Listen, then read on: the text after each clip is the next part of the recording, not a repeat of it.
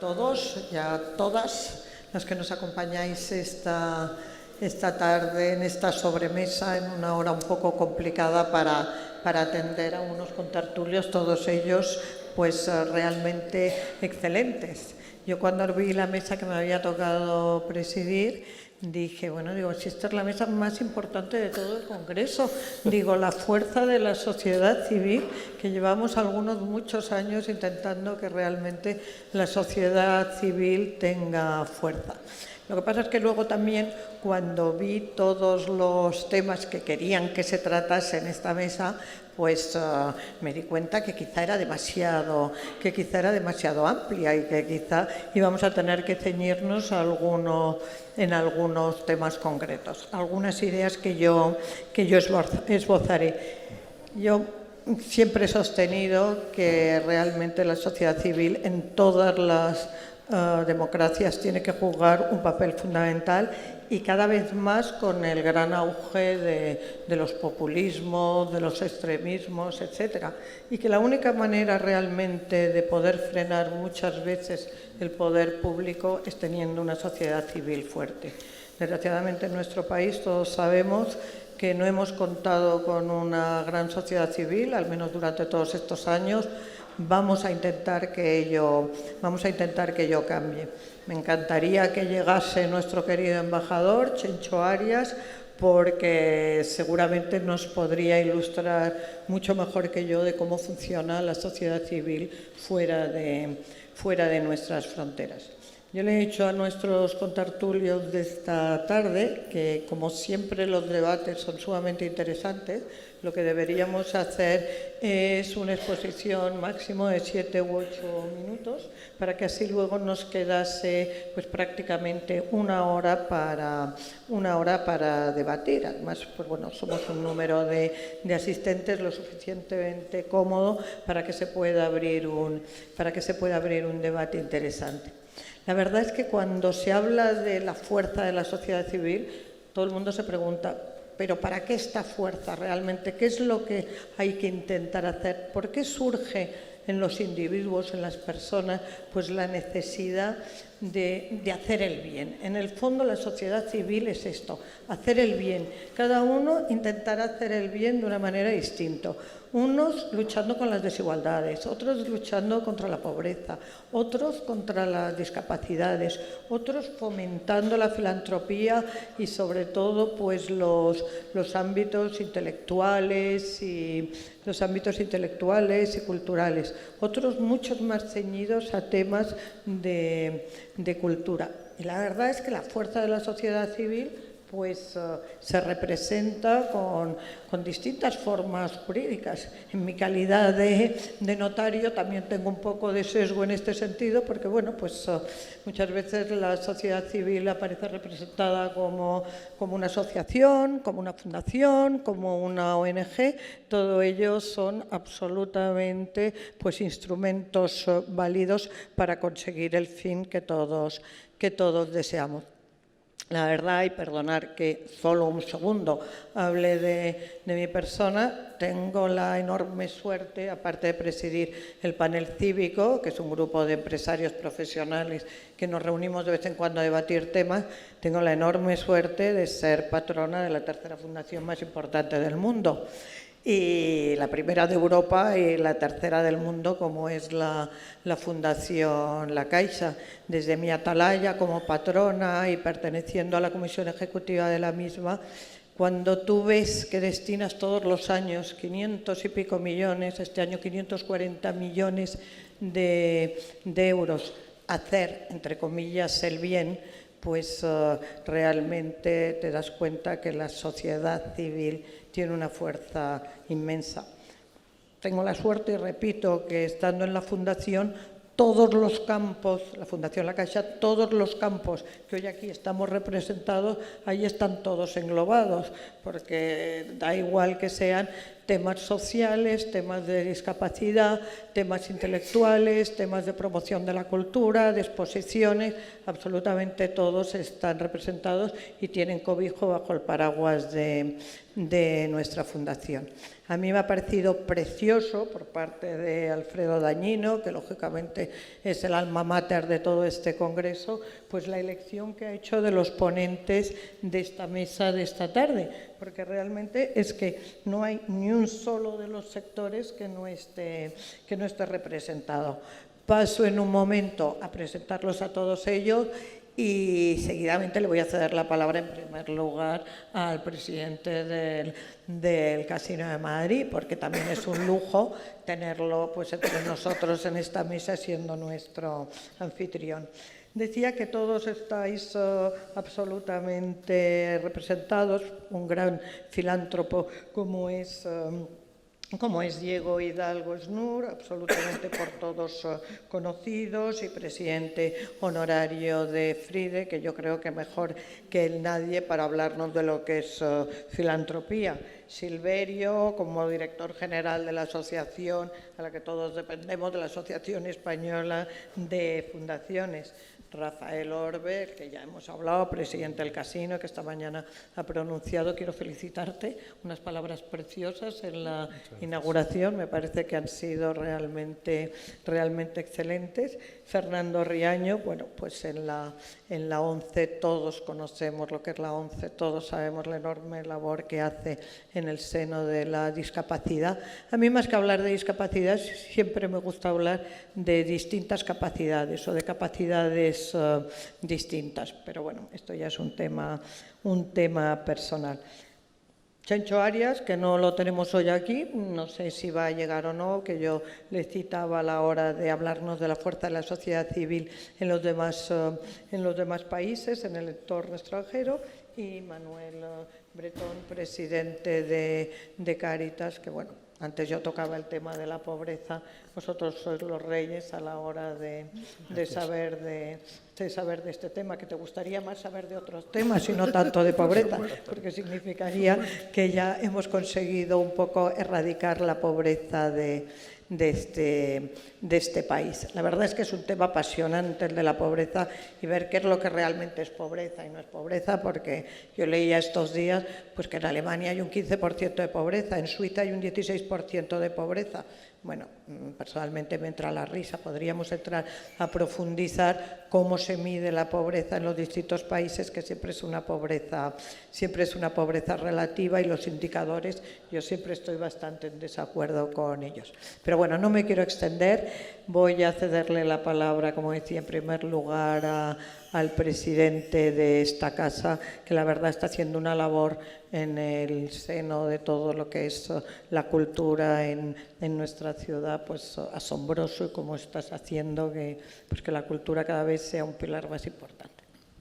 Pues, muchísimas gracias, Isabel. Yo discrepo contigo nada más empezar en una cosa, y es que el plantel es de lujo, menos uno que no sabe nada del tercer sector ni de sociedad civil, que soy yo.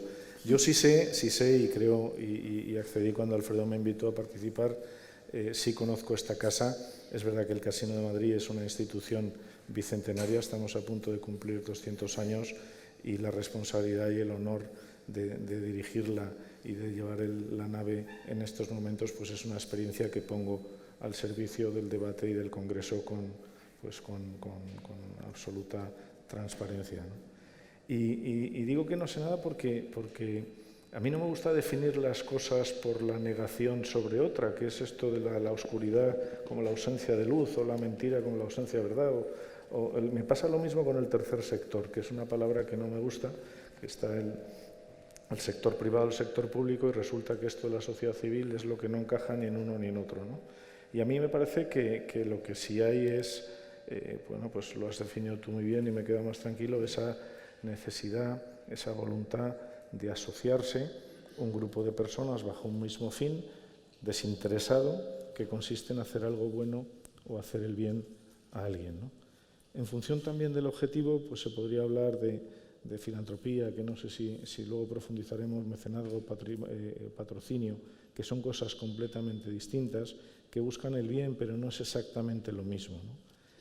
Yo sí sé que en 1836, cuando un grupo de personas jóvenes descontentas con el caldo de cultivo o con la situación que tenían, deciden asociarse y crear un lugar de encuentro donde poder compartir determinadas cosas. Es decir, que el fin primero de esta institución en 1836 pues no necesariamente está ligado a la sociedad civil o a buscar ese bien más allá del bien propio, que me parece que no es el caso que aplica a este tipo de organizaciones. Sin embargo, sí que es verdad, y lo decía esta mañana Felipe González y lo matizaba también Aznar, cuando los propios dirigentes de las instituciones pierden la fe en las instituciones que dirigen, automáticamente el sistema se desmorona. Y yo creo que en esta institución las personas que temporalmente tenemos la responsabilidad de dirigirla nos creemos lo que estamos haciendo. Y tenemos una responsabilidad hacia nuestros socios, sin duda. Los socios nuestros son lo más importante y son lo más importante por dos razones. Primero, por nosotros mismos como sociedad. Cuanto más alto esté el nivel, cuanta más educación tengamos, cuanta más cultura, más capacidad de dar tendremos. Para hacer el bien, a mí me parece que la educación es clave porque la libertad es clave y a la libertad económica, a cualquier tipo de libertad se accede solo por la educación.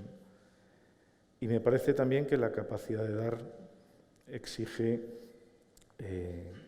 previamente tener y exige previamente ser. Si uno no es, si uno no tiene nada que dar, no tiene nada que aportar. Por tanto, una de las preocupaciones en el Casino de Madrid es, sin duda, enriquecernos todos los que tenemos la suerte de disfrutar de la membresía de esta institución, pero tenemos también, porque somos personas formadas con un sentido del deber y de la responsabilidad, eso que los americanos manejan muy bien, que es esa necesidad de dar a la sociedad aquellos que han recibido de ella, ¿no? Y nosotros tratamos de hacerlo de diversas maneras. Este congreso es un ejemplo claro de las cosas que nos motivan, ¿no? Y podemos seguir luego. Realmente yo lo que creo que puedo aportar es nuestra experiencia en estos 200 años. Hoy el casino luce precioso, especialmente un día como hoy, pero no siempre ha sido así. Estos 200 años han tenido valles profundos, han tenido dificultades, la existencia de la institución pues, ha estado en ocasiones en entredicho, y es cierto que hoy luce, pero bueno, nadie garantiza que esto no vuelva a tener sombras, luces de nuevo. Seremos las personas que estemos en cada momento las que hagamos que eso sea posible, y eso solo se puede hacer desde la generosidad. Muchísimas gracias, Rafa. Fíjate que yo en mi exposición en ningún momento he hablado del tercer sector, porque pasa exactamente lo mismo que a ti, que nunca me ha gustado esta denominación de tercer sector. Bueno, le cedo la palabra ahora a Diego Hidalgo, que creo que de filantropía sabes más que nadie. Si alguien mira mi nombre en Wikipedia, aparece Diego Hidalgo, intelectual, hombre de negocios y filántropo. De intelectual, así. De hombre de negocios siempre digo que soy la vergüenza de la Harvard Business School, porque allí me enseñaron a ganar dinero y siempre que he intentado ganar dinero lo he perdido. Y sin embargo, alguna vez, bueno, siempre he ejercido de filántropo, o sea que eso lo acepto, y algunas veces he ganado mucho dinero siendo filántropo. Por ejemplo, pues yo fui cofundador de Prisa y del diario El País, que luego ganó mucho dinero, cosa que no estaba en mi propósito inicial. Bueno, rápidamente 7 puntos, luego podemos intervenir en el debate. En el año 2001 organizamos una gran conferencia, una cumbre mundial con expertos y con jefes de Estado. El expresidente de la Unión Soviética y yo, Mikhail Gorbachev, y dividimos el tema de la democracia en 8 grupos de expertos, y diseño constitucional, poder legislativo y su independencia, poder judicial, descentralización de la burocracia estatal, subordinación de los militares al poder civil, medidas anticorrupción, partidos políticos y sociedad civil, y todos los expertos consideraban que la sociedad civil era esencial. Y no solo eso, bueno, y luego temas económicos y sociales. No solo era esencial, sino que además se observa en casi todas las democracias avanzadas que cuanto más activa es la sociedad civil, mejor es la sociedad política. O sea que hay una especie de no suma cero. Viendo a los políticos, sin embargo, se diría que sí hay suma cero y que tratan de acogotar un poco a la sociedad civil. El hecho subrayado esta mañana de que no hubiera ninguna persona del gobierno, pues es una de las características. El segundo tema que quería decir es que la sociedad civil es la única capaz de pensar a largo plazo. Y pensar a largo plazo es esencial para un país y para el mundo. El largo plazo del sector corporativo, que también en teoría es sociedad civil, son, como dirían los americanos, the next earnings report, o sea, el próximo trimestre que le vamos a decir a la bolsa. El gran largo plazo para los políticos son las elecciones que vienen, y cómo voy a tomar una medida de Estado que me va a perjudicar a mí, va a ganar con ella a mi oponente político, porque el efecto tendrá lugar dentro de 5 o 10 años y yo ya no estaré aquí y sin embargo me va a costar votos. Y en cambio la sociedad civil o algunas instituciones de la democracia, como la monarquía, por ejemplo, son capaces o somos capaces de pensar a largo plazo y por lo tanto esa es una carencia que hay generalmente en las democracias y que nosotros, si somos activos, la colmamos. Tengo que decir que cuando yo organicé esa conferencia del año 2001, me llevé una bronca del primer banquero de este país. El rey don Juan Carlos había llamado a los principales empresarios de España para que colaboraran en esa conferencia, que además resultó en la creación del Club de Madrid, que es una institución que mucha gente ignora lo que es, pero que es nada más y nada menos que una organización cuyos 117 miembros son jefes de Estado y de Gobierno democráticamente elegidos. Y me echó una bronca tremenda diciendo, pero por Dios, ¿cómo se te ocurre organizar eso? Eso es de responsabilidad del Estado, tú no tienes por qué meterte en estas cosas. Y entonces yo empecé a ver, yo he vivido mucho tiempo fuera, empecé a ver cuáles eran las coartadas de la gente que tiene medios para ser grandes filántropos, sin embargo no lo son. Una de ellas es, una falsa coartada, es la ley de mecenazgo. No se puede deducir tanto como en otros países, por eso hay más filántropos en Estados Unidos y en otros países que en España. Y otra es que todo es responsabilidad del Estado o a lo sumo de la Iglesia. Pero, desde luego, nosotros no tenemos ninguna responsabilidad. Y realmente, el presidente del CASIC nos lo ha definido muy bien, la filantropía nace, yo creo que de la educación y de una realización, cuando eres joven, de que parte de la felicidad, que yo creo que es lo que buscamos todos, un gran ingrediente de la felicidad es saber que estás ayudando a los demás. Y por lo tanto, pues es muy importante la filantropía. Creo que vamos a hablar de desigualdad. También tengo que decir que yo hace 25 años escribí un libro que se llamaba El futuro de España, donde hablé de los 6 grandes problemas que teníamos en España entonces. Uno era el tema de las finanzas gubernamentales, 2 era la integración de inmigrantes, 3 el desempleo, que todo el mundo decía, no, sí, no hay desempleo porque hay una economía sumergida. Mentira, hay muchos estudiantes que deberían pasar a las filas de los desempleados, a las estadísticas, pero yo era presidente del Consejo Social de una universidad y recibía constantemente instrucciones del gobierno para que, por favor, no suspendiera a los estudiantes, porque pasaban a ser, en las estadísticas, desempleados. Y como resultado teníamos una proporción enorme de estudiantes entre la población de 17 a 28 años.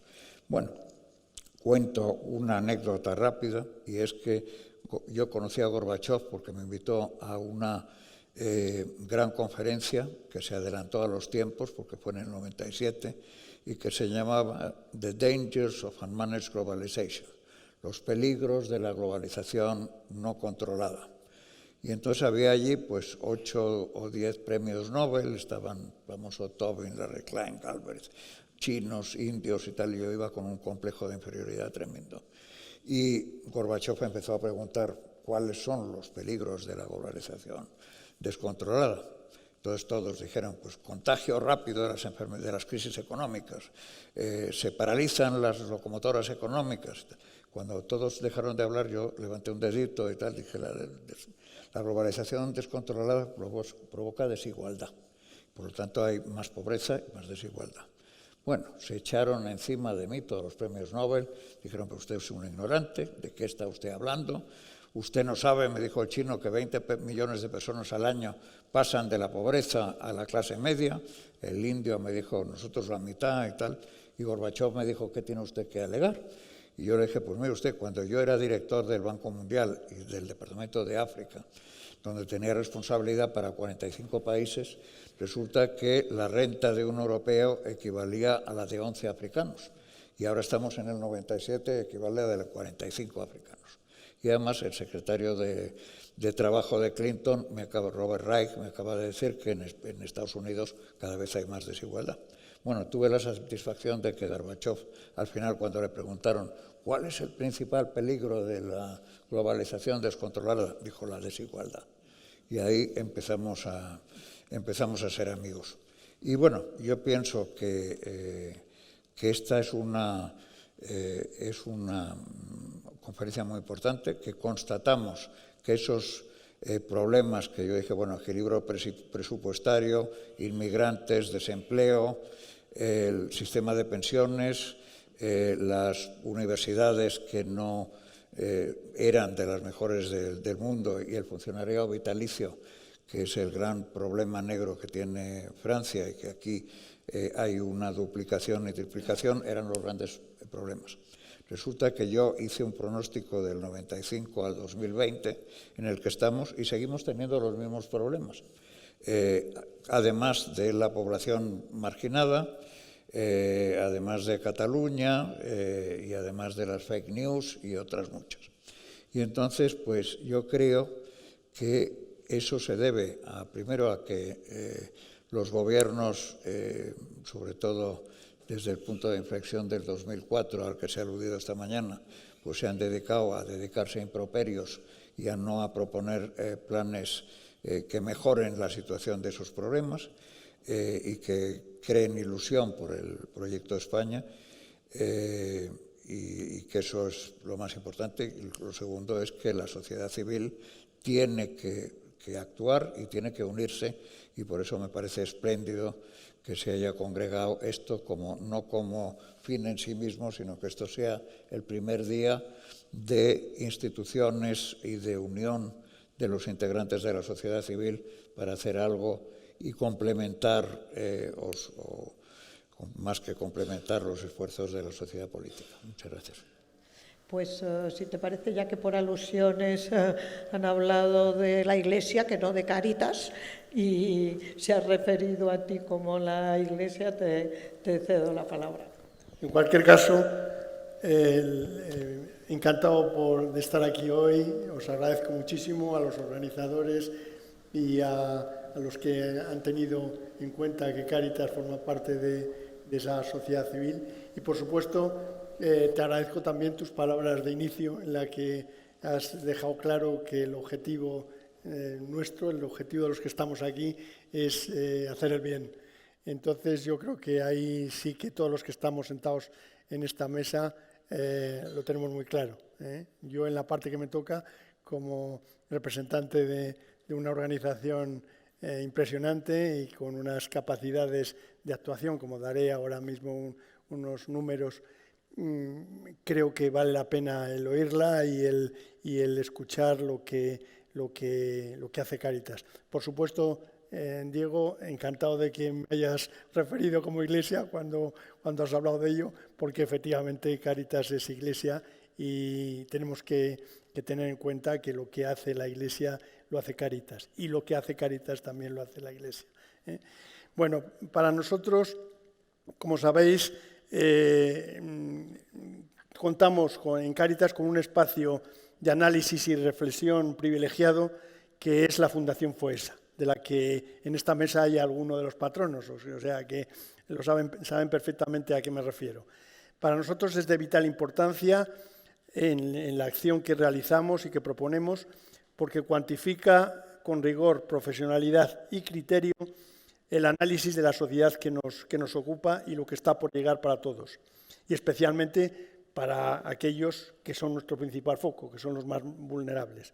Por lo tanto, la Fundación FOESA analiza esta realidad, muchos de ustedes lo conocerán, y aporta propuestas para una sociedad libre y fortalecida.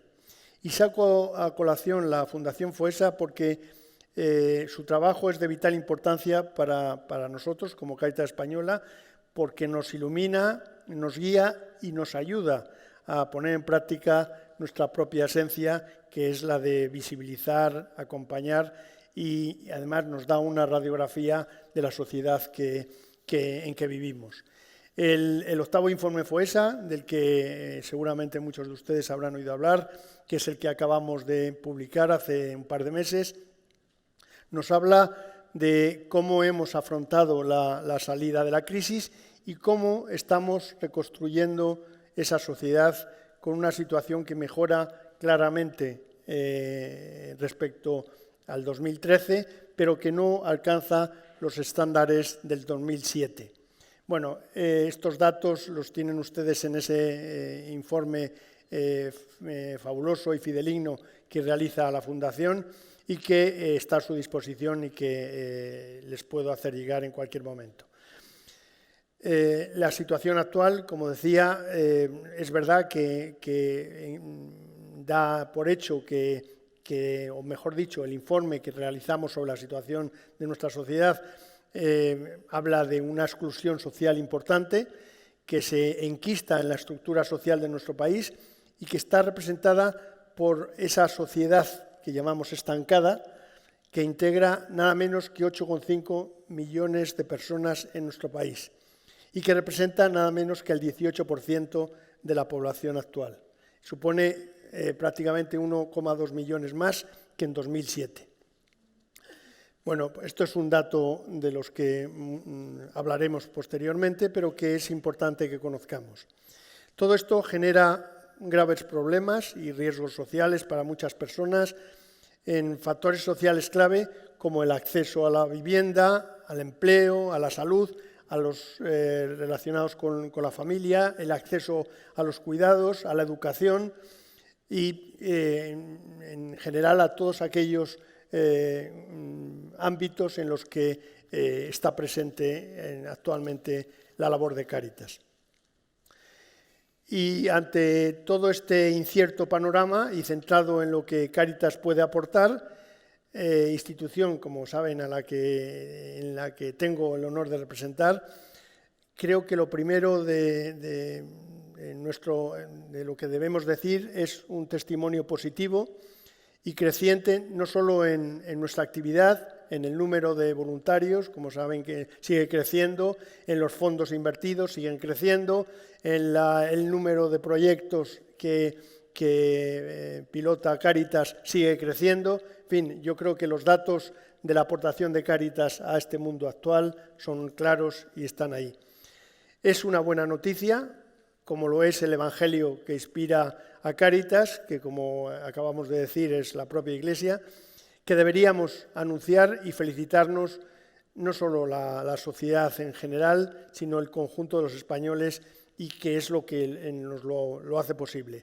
Los números de Cáritas los tienen en la memoria anual, son claros y están a su disposición, pero sí que quiero hacer constancia o dejar constancia de que seguimos creciendo en el número de voluntarios. Hay, como he dicho, actualmente más de 80.000 voluntarios de Cáritas más de 5.000 contratados, más de 350 millones de euros invertidos y 6.000 Cáritas parroquiales distribuidas por todo el territorio nacional, que junto con los proyectos de las Cáritas diocesanas nos abren las puertas de 6.000 o abren más de 6.000 puertas a diario en las que acogemos y acompañamos a los que llaman a esas puertas.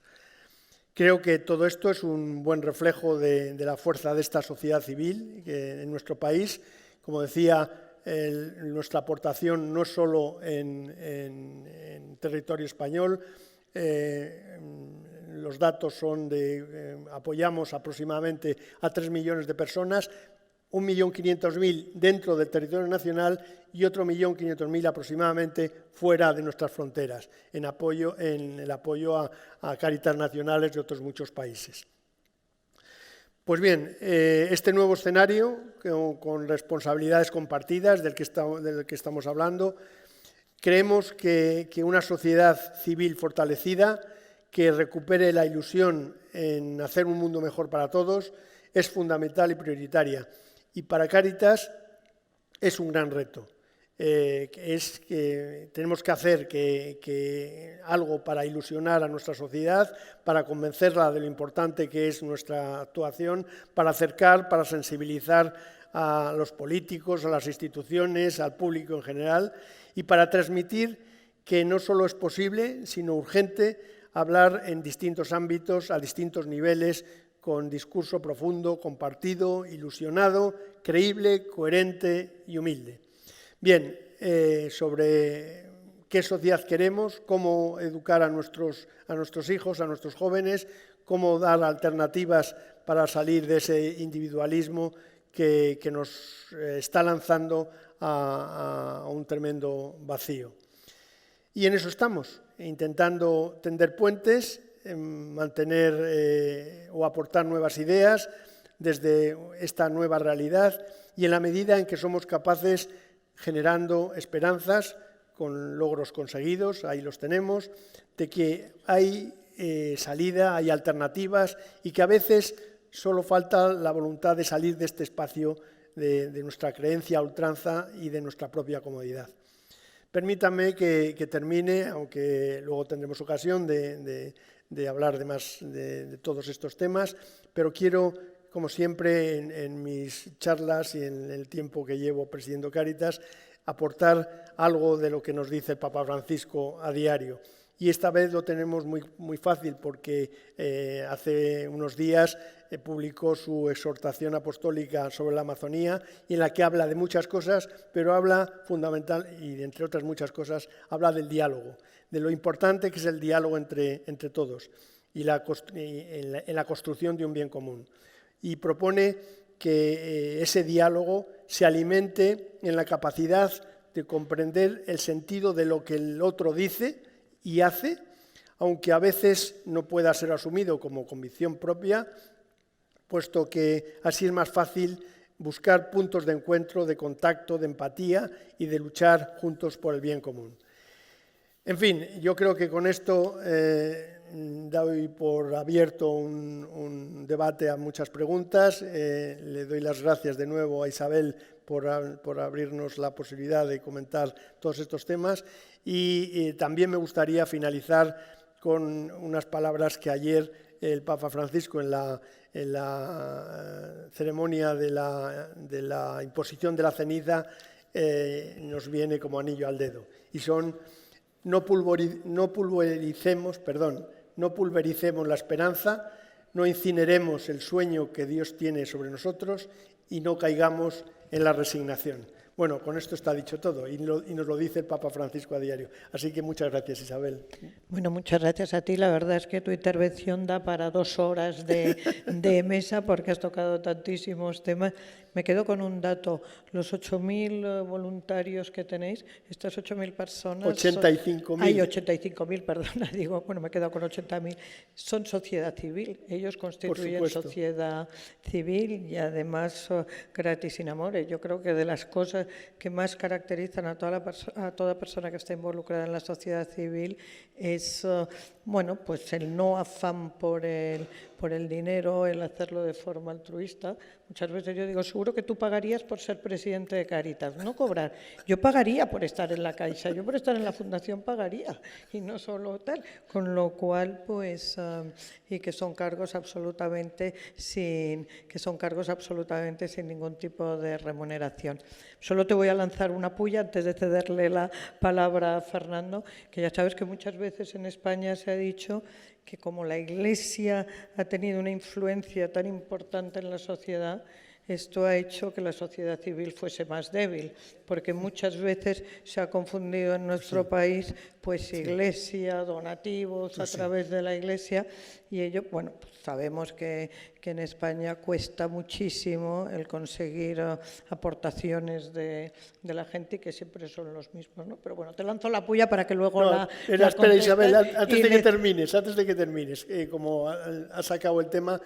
Es verdad que lo que aporta Cáritas es muy diverso, y yo como persona y ser humano que soy, no soy un hombre de Cáritas. Yo soy, como sabéis muchos de vosotros, soy un militar profesional que he hecho una carrera muy intensa y muy extensa a lo largo de estos años y por suerte me ha tocado la lotería y he caído en Cáritas. O sea, con lo cual mi aportación es meramente voluntariosa, eso sí, y quizá poco fructífera, pero voy a hacer todo lo que pueda para hacer que Cáritas cada vez sea más grande y pueda hacer más por los demás. Yo también digo lo mismo, a mí me ha tocado la lotería estando en Caixa. Bueno, te cedo la palabra ya, Fernando, porque es otro ámbito, el ámbito pues bueno, de los discapacitados y repito, de aquellas personas que tienen capacidades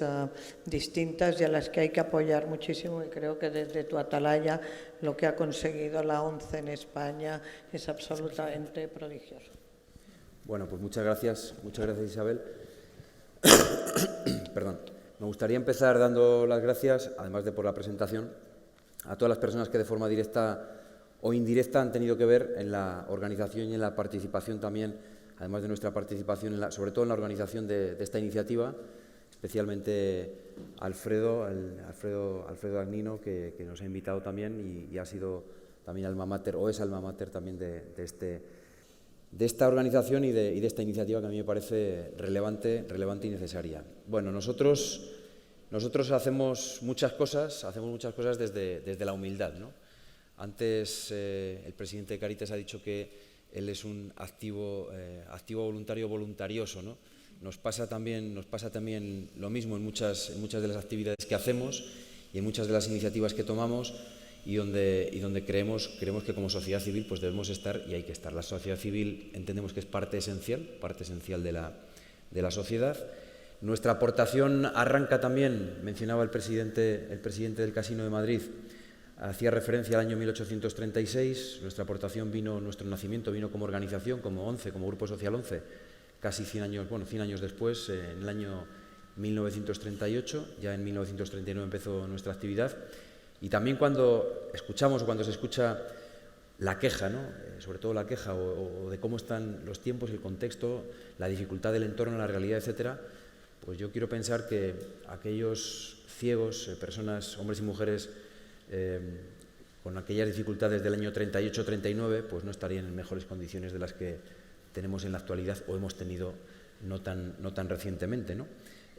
Aquellas personas del año 38-39, aquel grupo de personas, hombres y mujeres ciegas, con otras discapacidades también, que en muchos casos tenían otras dificultades, principalmente también como consecuencia de la guerra civil.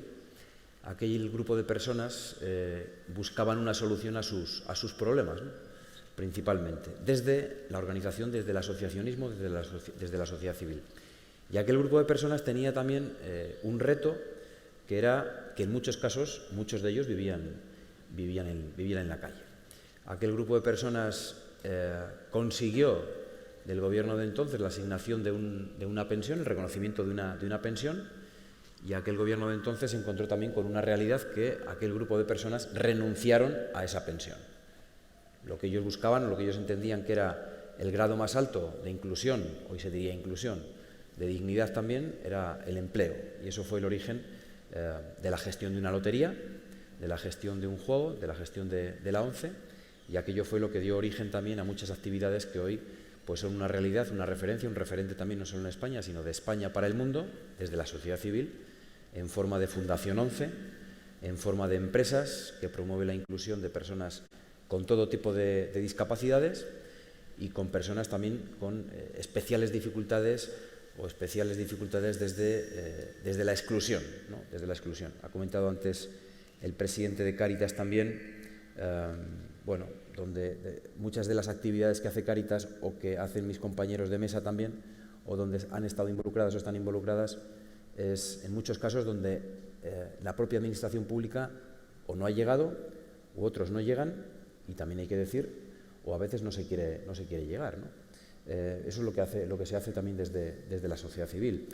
Desde la sociedad civil también yo creemos que a veces también falta mucha información a la hora de dar a conocer qué hacemos, ¿no? Y esto es el eterno dilema de la comunicación o relacionado con la comunicación. Nosotros, por ejemplo, desde la Fundación ONCE y durante los peores años de la crisis, en esos 5 años, 6 años de lo peor de la crisis, fuimos capaces de crear más de 50.000 empleos en España para personas con discapacidad, ¿no? Bueno, pues estas cosas suceden en España, suceden desde la sociedad civil y pocas veces se conocen o se comparten o se ponen en valor, ¿no?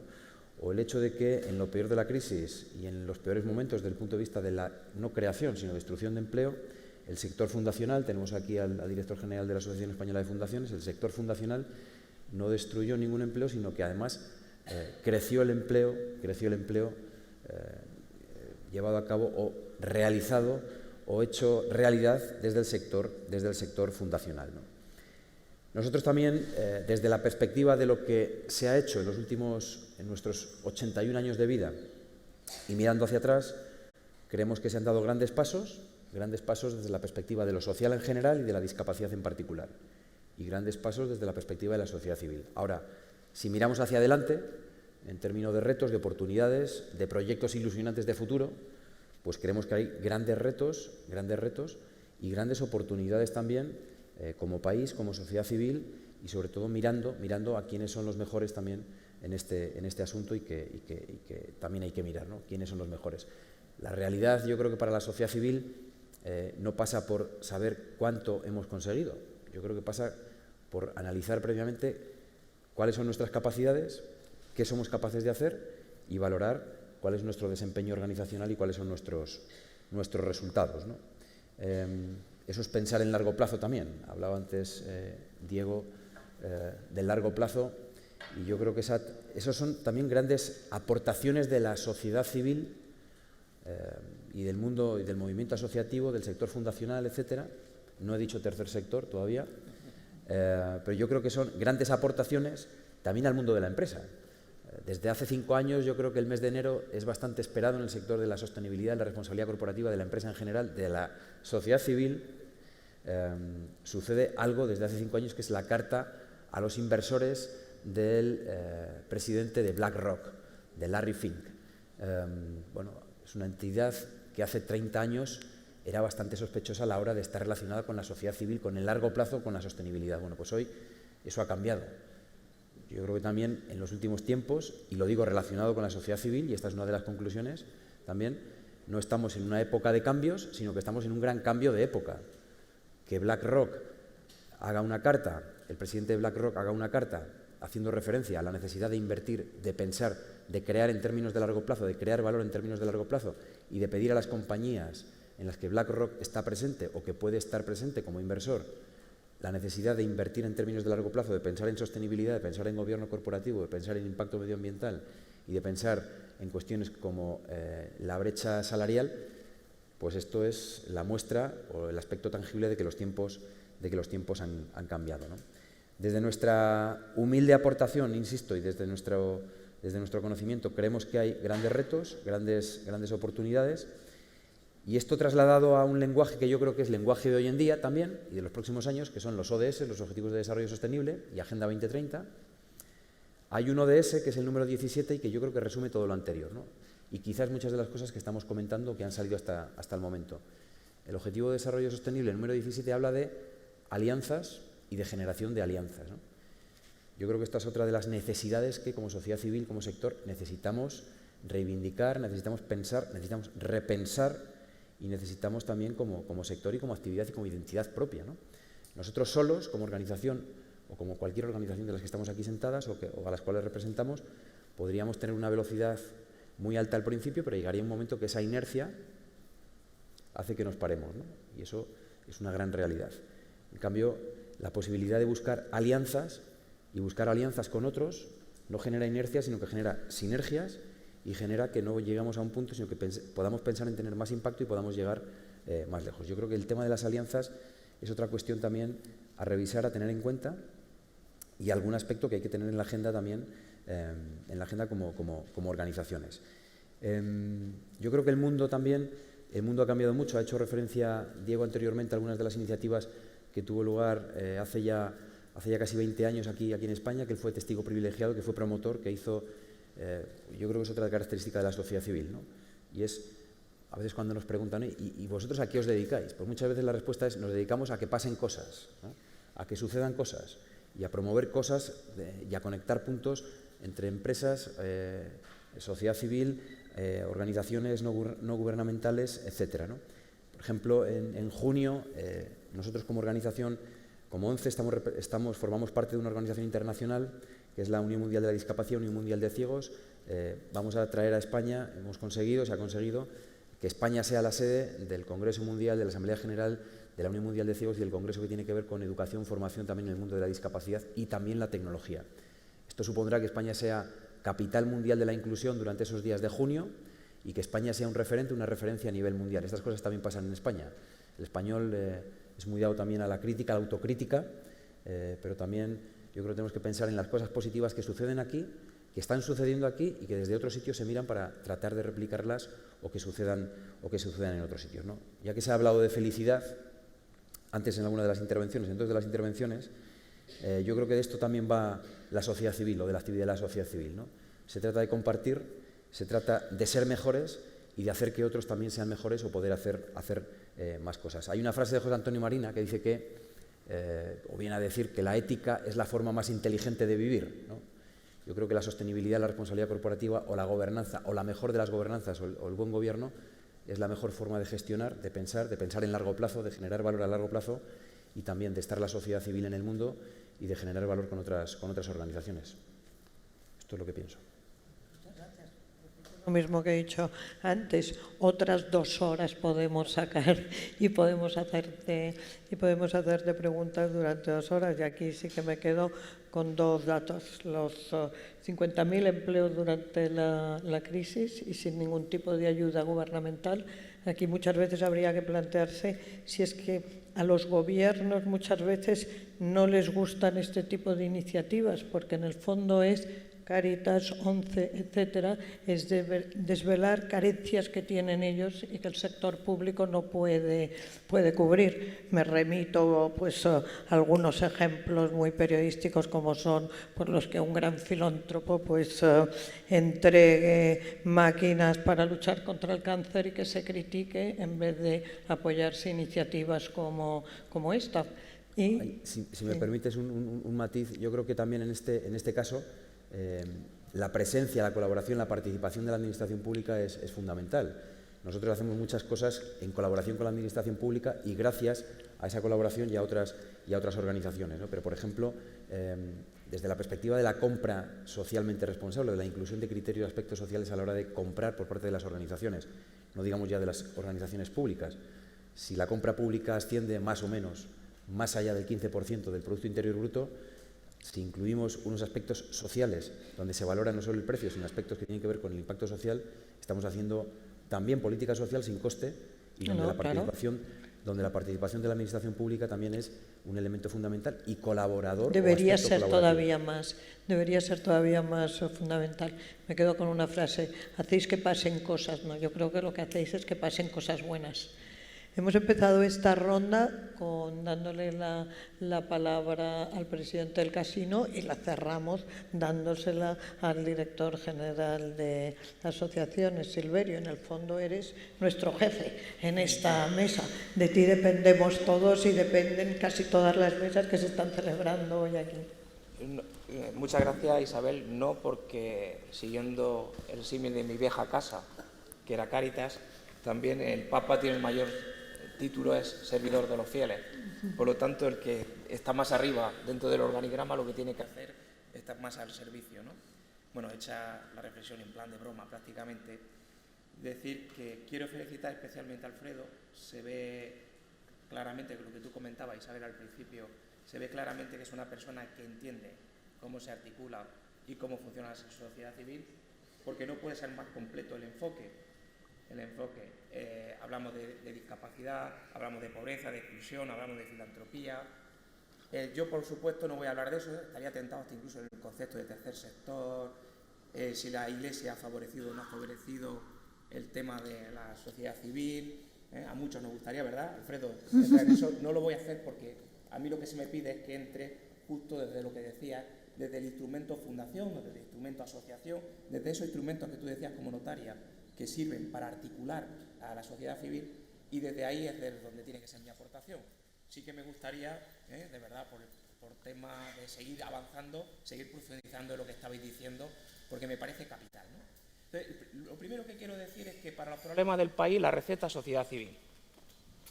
Para todos, todos los que se están viendo en otras mesas, la receta es más sociedad civil, más fuerza de la sociedad civil. Estoy convencido que a mayor fuerza de la sociedad civil, los problemas se minimizan y hasta incluso pueden llegar a desaparecer. Si es que realmente actúa la sociedad civil como tiene que actuar la sociedad civil, ¿no? Y creo que es importante porque lo perdemos de vista, porque no le damos la importancia que tiene que tener la sociedad civil. A veces se le da a otro, al primer sector, como se llama, para no usar el tercero, ¿no? Y al segundo, más importancia y no tanto a la sociedad civil. Yo he intentado hacer el diagnóstico de por qué está ocurriendo esto. Si miran ustedes esta mesa, a mi derecha tienen probablemente a la Cáritas más fuerte relación habitantes, número de habitantes, presupuesto estatal del mundo. Yo recuerdo cuando trabajaba para Cáritas que en el huracán Mitch se recauda más, porcentualmente comparando, más que en Estados Unidos. O sea, eso de la filantropía, que después hablaré, bueno, tenemos una organización como Cáritas que ha salvado la situación en la crisis. Podía estar Cruz Roja, exactamente igual. Ambas, Cruz Roja, Cáritas, son instituciones líderes, no en Europa, sino en el mundo. En el mundo. Tenemos la ONCE, que no tiene, lo decías en la presentación, no hay nada similar en todo el mundo. ¿Cómo ha sido capaz de articularse el movimiento de la discapacidad alrededor de la ONCE con su propio CERMI para conquistar derechos, de esto de lo que hablaré después, para conquistar derechos de las personas discapacitadas? No solo un trabajo digno, no solo una profesión digna, sino también derechos, que es lo importante, y ser ciudadano. Y eso lo ha conseguido muy bien el CERMI. Diego no lo sabe, pero yo siempre que me preguntan, por aquí está Carlos Álvarez, él no lo sabe, pero siempre que me preguntan, dime una persona a la que admiras, digo Diego Hidalgo. ¿Por qué? Porque dentro de este diagnóstico que quiero hacer, Diego Hidalgo representa justo, yo creo, lo que estamos más flojos, a la filantropía, claramente. No hay muchos Diego Hidalgo en este país, ¿vale? Y es totalmente necesario. Es más, Diego Hidalgo en pequeñito, de 100 euros, que también son filántropos los que donan 100 euros, tampoco hay tantos como creemos. Porque la media del donante, comparada con la media de la Unión Europea en España, es baja. Sí que funciona eso que conté del huracán Mitch. Cuando hay una emergencia, la gente sí colabora puntualmente, pero no hace la aportación de forma regular. Por lo tanto, creo que tenemos que sacar pecho, por qué no decirlo, de este tipo de entidades que al final lo que tienen que hacer es articular también a la sociedad civil.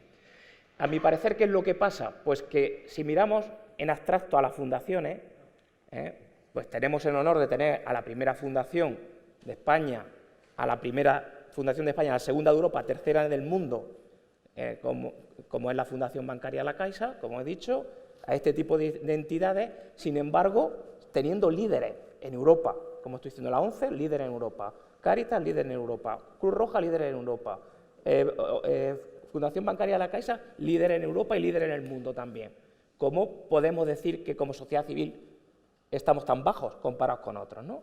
Evidentemente tiene que ver con la historia, tiene que ver por la propia conformación jurídica que hay y tiene que ver por cómo se arma el propio país, administrativamente hablando, tiene que ver con que nuestra democracia es una democracia relativamente joven, comparada con otras democracias a las que estamos mirando constantemente, pero tiene que ver, creo, también con nuestra práctica y es lo que quiero desarrollar. Si cogiéramos al colectivo de las fundaciones, podríamos hablar de que en España hay en torno a unas 8.000 y pico fundaciones, casi 9.000 fundaciones activas.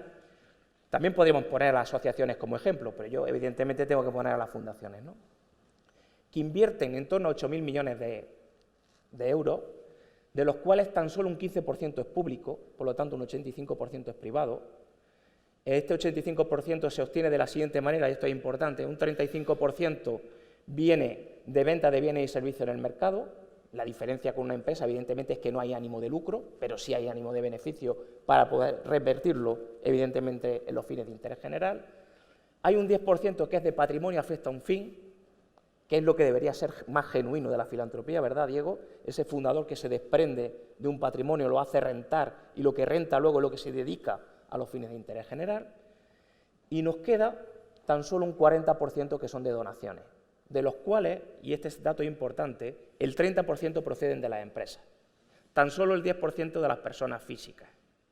A nadie le extrañe, por ejemplo, que la asociación salga diciendo constantemente que lo que hay que hacer es que haya más personas donantes físicas, porque además esto contribuye a que haya más sociedad civil también. No solo un tema de recursos, sino a que haya más sociedad civil. Pero como ven, son datos fuertes económicos: 8.000 millones de euros, 240.000 empleados en todo el sector. Como decía Fernando, totalmente contracíclico. Nos llamó la ministra de Trabajo en su día, porque en plena crisis lo que ocurría es que el empleo en las fundaciones crecían. Era lógico, y ya entro en materia de lo que quería, era lógico porque lo que estaba ocurriendo es que en la época de crisis las fundaciones tenían más demanda por la crisis. También pasó algo curioso, si recuerdan, y es que muchas fundaciones que tenían una gran actividad cultural sacrificaron parte de la actividad cultural para llevarla a la parte social. Parecía lógico pensar que con la que caía en este país, pues que eso pasara, ¿no? De pasar hacia la parte social, ¿no? Y cultural. Y esto que estoy relatando es importante porque de la triple misión que debe tener una fundación, porque debe tener 3 misiones, en España se han desarrollado mucho de las 2 primeras misiones y poco la tercera. Y yo creo que este es el problema. ¿Qué 2 misiones se han desarrollado? Pues evidentemente en la crisis, Cáritas, Cruz Roja, ONCE, otros que no están aquí, eran protagonistas atendiendo. Cáritas, Cruz Roja, ONCE estaban constantemente en la prensa. Yo bromeaba, entonces jugaba Cristiano Ronaldo en el Real Madrid, que aparecían más en la prensa que un jugador como Cristiano Ronaldo, como Messi, ¿no? ¿Por qué? Porque lo que estaba ocurriendo es que este tipo de entidades, también las fundaciones, estaban apareciendo como prestadoras de servicios, como atendiendo a los beneficiarios, como atendiendo a las personas que lo necesitaban en ese momento. Que, por cierto, es una tarea de las fundaciones, atender a los fines de interés general, y atender a los beneficiarios. ¿Qué ocurre? Que como había que atender más a los fines de interés general y en particular a la parte social, lo que creció evidentemente fue el empleo y hasta incluso con esfuerzo los recursos, y eso que desaparecieron algunas organizaciones. Por lo tanto, de la triple misión que tiene que tener una fundación y el conjunto de las fundaciones, ¿qué ocurría? Que atendíamos muy bien a los fines de interés general y que también atendíamos a los beneficiarios o a los fines de y que también que atendíamos muy bien a los fines de interés general y que atendiendo a los fines de interés general creábamos empleo, creábamos economía porque una fundación también opera como un operador económico, por lo tanto crea riqueza y crea actividad económica. Pero, amigo, ¿qué es lo que ocurría desde mi punto de vista? Que precisamente estábamos volcándonos muchos como colectivo en ser prestadores de servicios, en atender. ¿Por qué? Porque había que priorizar atender. Y hemos olvidado, yo creo, una parte que es fundamental, que es la tercera misión de una fundación o de una entidad como las que están aquí, ¿no? Que es la de articular y fortalecer a la sociedad civil. Tan importante como actuar en favor de los fines de interés general, tan importante como crear riqueza, como crear empleo, es sin duda articular y fortalecer a la sociedad civil. ¿Por qué? Porque lo que hay que recetar, si fuéramos médicos ante los problemas que tiene este país, es sociedad civil. Por lo tanto, si los instrumentos que tienen la capacidad de articular y de fortalecer la sociedad civil no lo hacen, algo no funciona, algo no va por donde debe ir. Por lo tanto, mi gran crítica, de verdad, mi gran crítica después de que empecé en esto a los 18 años, hace exactamente 30 años a trabajar dentro de lo que es la sociedad civil, es que hemos sido muy buenos prestadores de servicios, hemos atendido muy bien, Cáritas sigue creciendo, Cruz Roja sigue creciendo, ONCE sigue creciendo, lo hemos hecho fantásticamente bien, de verdad, como modelo de prestación de servicios, de atender directamente a la gente que lo necesitaba, pero creo que tenemos que recorrer el camino de articular y fortalecer la sociedad civil, porque, como dije, es la receta que funciona para solucionar todos los problemas del país. Y acabaré diciendo que para eso, ¿qué es lo que hay que hacer como instrumento, como fundación? Algo se ha dicho. Colaborar. La palabra mágica es, y me agarro a las palabras de Fernando, el objetivo 17 de los ODS. Es articular alianzas, articular alianzas. Los pobres no son de Cáritas ni de Cruz Roja, los pobres son de la sociedad. Los pobres están para atenderlos coordinadamente y colaborando. También los discapacitados, también cualquiera de los temas culturales. Cuanto más se colabore, cuanto más transparencia haya, cuanto mejor gobierno haya, cuanto mejor hagamos los temas de compliance, y por qué no decirlo, y cuanto mejor seamos capaces de medir el impacto y demostrarle a la sociedad que somos útiles, no solo para resolver los problemas, sino también para articular la sociedad civil, yo creo que ese es el camino de éxito de futuro. Me quedo al final diciendo que lo importante es que cada uno en su ámbito piense en todo momento que, aparte de atender, tiene que pensar en que la sociedad civil crece, porque a mayor sociedad civil, mayor democracia, mayor cohesión social y menos problemas de ningún tipo. Por lo tanto, claramente desarrollemos la tercera función de las fundaciones, de las asociaciones, no diré de lo del tercer sector,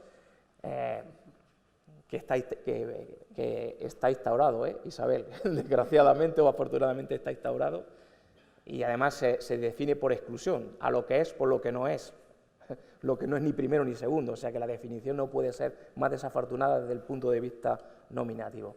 Por lo tanto, más sociedad civil desde las fundaciones, esa sería mi frase final.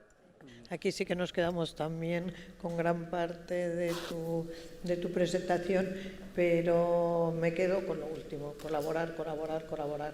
Decían esta mañana en la presentación que el Congreso no tenía que ser un puerto de llegada, sino que tenía que ser un punto de partida para las uniones, para las colaboraciones entre las distintas entidades, y yo creo que tú lo has expresado muchísimo mejor que yo. Bueno, dentro de lo que cabe estamos cumpliendo bastante bien el tiempo, solo creo que llevo 10 minutos de retraso porque me han avisado muchísimo de la hora en que teníamos que terminar, con lo cual dentro de lo que cabe no vamos mal. Sí, voy a empezar ya a dar la palabra a todos aquellos que quieran intervenir. Sí, bueno, pediría que fuesen preguntas y no largas intervenciones, y a todos mis compañeros aquí en el estrado que las contestaciones sean breves para que mucha más gente pueda participar en este coloquio. ¿Quién quiere romper el fuego? O quizá algunos si nadie se lanza, alguno de la mesa. Allí sí hay. Buenas tardes. Sí, te pongo mi pregunta es la siguiente.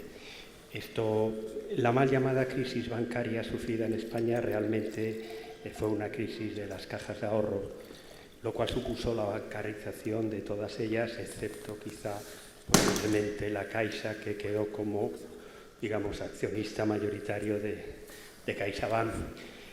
Esto supuso, entiendo, que la obra social que destinaban estas, que si mal no recuerdo debía ser la tercera parte de su cuenta de resultados, esto entiendo que está desapareciendo y que, según mis cálculos, esto supone que el 66% que antes destinaban las cajas de ahorros, pues ya no se destinan. Antes íbamos por la carretera, veíamos obra social estatal, obra social, y esto creo que ha sido un impacto importante.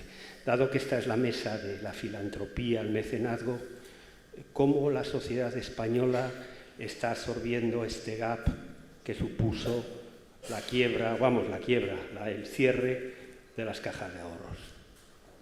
Yo creo que... No sé a quién va dirigida la pregunta, pero me imagino que a mí.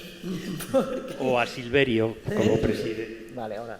Bueno, primero tú, me si parece que... Bueno, en lo que se refiere a la Fundación Bancaria, la Caixa, lo que sí puedo decir es que todas aquellas cajas que nos vimos obligados a absorber, y repito la frase, no, muchas de ellas no queríamos absorberlas y lo tuvimos que hacer por imperativo gubernamental, imperativo entre comillas, puedo asegurar que la labor social de ellas no solo no ha desaparecido, sino que se ha incrementado muchísimo. Y podemos poner ejemplos como puede ser Caja Sol, Caja Burgos, Caja Navarra, etc. Esto en lo que se refiere a la Fundación Bancaria Caixa, que duda cabe que pues, la obra social que hacía Caja Madrid o que hacían otras entidades pues se ha mermado mucho. Y es verdad que las cajas de ahorro han sido las grandes vilipendiadas en este país durante la crisis y que nos estamos hartando de escuchar constantemente lo mal que lo hicieron las cajas y lo mal que lo hicieron las cajas. Yo discrepo totalmente de esta afirmación. Hay algunos responsables de cajas de ahorro que lo hicieron muy mal y que lo único que fueron pues, fue a su provecho propio. Pero la labor que acometían las cajas de ahorro era una labor fundamental. Y dices muy bien cuando dices pues, que en algunos territorios ha disminuido la obra social por culpa de desaparecer unas cajas de ahorro muy mal gestionadas. Silverio. Yo creo que la pregunta no puede ser más acertada porque la gente piensa que la desaparición de muchas organizaciones tuvo que ver con la bajada de subvenciones públicas por la crisis. Y en parte sí que hubo... Pero piensa que he dicho que las fundaciones, por ejemplo, tan solo tienen un 15% público. Pero, sin embargo, lo que tú has mencionado de las cajas de ahorro sí que les afectó, claramente.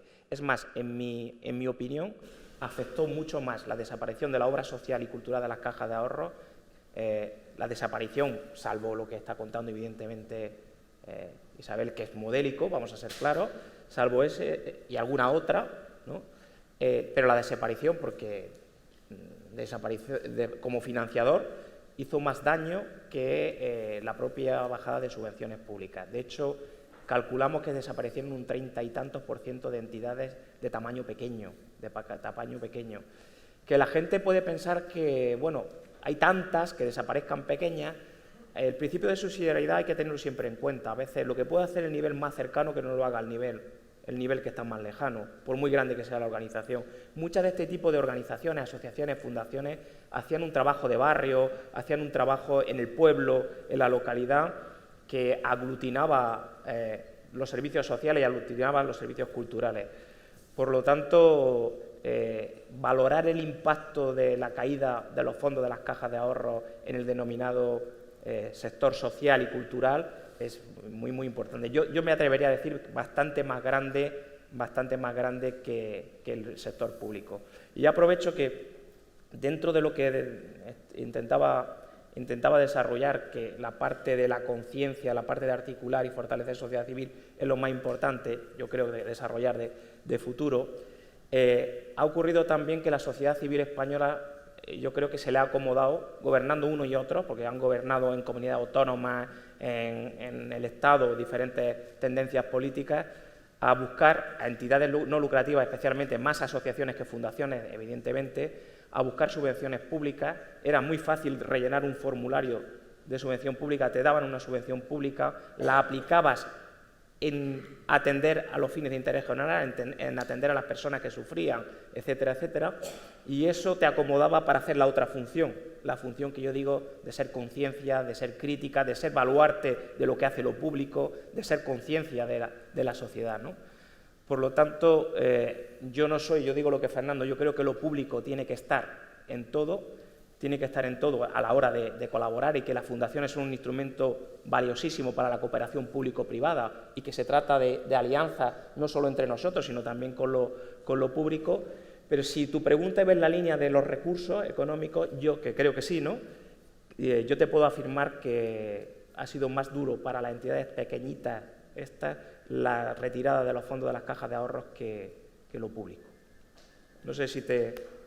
Vale. Preguntar, buenas tardes, una pregunta a Diego Hidalgo, y quería también expresar un deseo. Yo trabajo en la organización Helsinki España y promovemos la educación de los derechos humanos en el ámbito universitario, formación con acción directa para sensibilizar y cambiar muchas veces las actitudes. Mi pregunta para Diego es, ha dicho que había dos excusas para no implicarse más en la filantropía. Una era que se ocupen otros, la Iglesia y el Estado, y la segunda era que no hay una ley de mecenazgo útil para ello. Mi pregunta es esta: ¿no cree de verdad que sin una ley de mecenazgo potente se puede realizar una acción social importante? Porque muchos medios económicos pueden venir a través de esa ley que potencie la participación y el compromiso de muchas entidades con muchos fondos. Esa es la pregunta. El deseo es, aprovecho que tengo el micrófono, porque yo veo en mi experiencia profesional que el Estado muchas veces recoge todo lo que hace en sus informes oficiales, como España, ¿no?, ante organismos internacionales, y se deja en un segundo lugar lo que hace el sector de la sociedad civil. Si podríamos hacer algún esfuerzo para que los gobiernos incluyan toda nuestra acción y nuestro trabajo dentro de esa realidad de lo que es España. No sé si tenéis experiencia, pero a veces no se recoge más que lo público y muy poquito de lo privado o casi nada. Entonces nos dejan en un lugar muy escondido. No trabajamos para que nos vean, pero si se puede decir en esos informes la realidad del Estado, mejor, porque es la verdad. Nada más. Gracias. Pues Diego. Bueno, en efecto, las dos coartadas que yo decía que tienen los filántropos potenciales, como era el primer banquero del país, para no hacer filantropía, eran responsabilizar al Estado y a la Iglesia, por un lado, y luego, segundo, decir que la ley del mecenazgo no era lo suficientemente generosa. Entonces, yo siempre pienso en te agradezco muchísimo tu admiración, que no merezco. Uno de mis grandes admirados es un señor que se llama Warren Buffett. ¿Por qué? Y bueno, voy a empezar a contestar la pregunta. En Estados Unidos, uno puede creer que Bill Gates, que ha destinado decenas y decenas de miles de dólares, que eso lo ha deducido de sus impuestos. No, evidentemente no lo ha deducido de sus impuestos. Pero todavía tiene más mérito para mí un Warren Buffett que decide que quiere, primero, que paga muy pocos impuestos, y segundo, que quiere hacer un bien a la sociedad. Y no solo no aparece, no crea una fundación Warren Buffett, sino que le da 31.500 millones de dólares a Bill Gates, porque dice, tú sabrás cómo destinarlos a buen puerto. Yo creo que, por lo tanto, que es una falsa coartada. Yo mismo tuve una pelea con Borrell, cuando Borrell era, en los años 80, yo era presidente del Consejo Social de la Universidad de Extremadura y él era director general de impuestos. Y yo le decía, ¿cómo puede ser que para una donación para que una empresa done algo a la universidad, por ejemplo, o haga una fundación universidad-empresa o cree riqueza dentro de la universidad, haya una deducción del 10%, y en cambio, si los empresarios hacen una francachela con grandes langostas, bogavantes, vino maravilloso y tal y cual, y se gastan decenas de miles de pesetas de entonces, lo puedan deducir de impuestos y por lo tanto tengan un 35% de deducción. Eso es cierto, pero de todas maneras yo creo que es una falsa coartada, que la gente no daría más si hubiera una ley generosa. Y vuelvo a decir, como dijo el presidente del casino también, que la filantropía yo creo que es una cuestión de educación y de filosofía de la vida. Si me lo permite la moderadora Isabel, te cuento mi historia. Ella decía, y también por alusiones, nunca he visto a un filántropo que no sea hombre de negocios. Bueno, pues yo no soy hombre de negocios, pero cuando yo tenía 26 años murió mi madre y yo me enteré de que recibía una donación enorme, una herencia de mi abuelo. Mis padres me lo habían ocultado pensando que yo me podría convertir en un playboy si me hacía la idea y que eso iba a repercutir en mi ética de trabajo y que iba a trabajar menos y tal.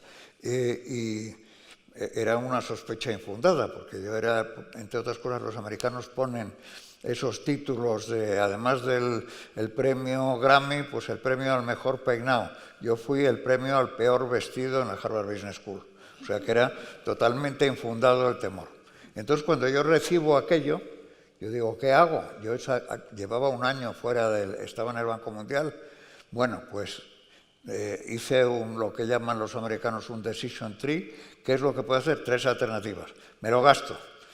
Me compro yo soy extremeño de origen, latifundio en Extremadura, un avión privado, un helicóptero, un yate, actrices de Hollywood, etcétera, etcétera. No me apetecía.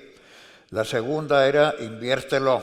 Y entonces, cuando tenga 80 años, pues tendré una especie de cámara secreta donde tendré monedas de oro y me revolcaré en las monedas de oro.